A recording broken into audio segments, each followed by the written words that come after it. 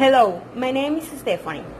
This is my homework about how to make a better use of Tics in education.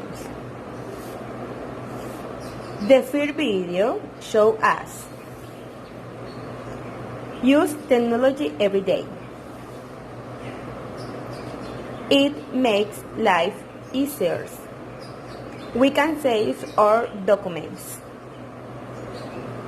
Means of searching for information, and we have many means to use easy tips. The second video shows us technology as tools, take creative class, get the student attentions, interactions between teachers, family, parents, and obviously our students.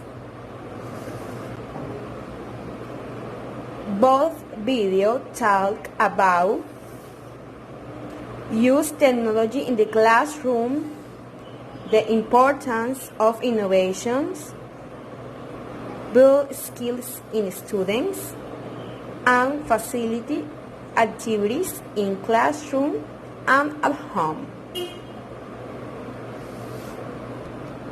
Suggestion to improve ECT in class. Consider students with abilities, competence, and attitudes. Finally, take class with creative apps, innovative lessons, didactic instructions. Thank you.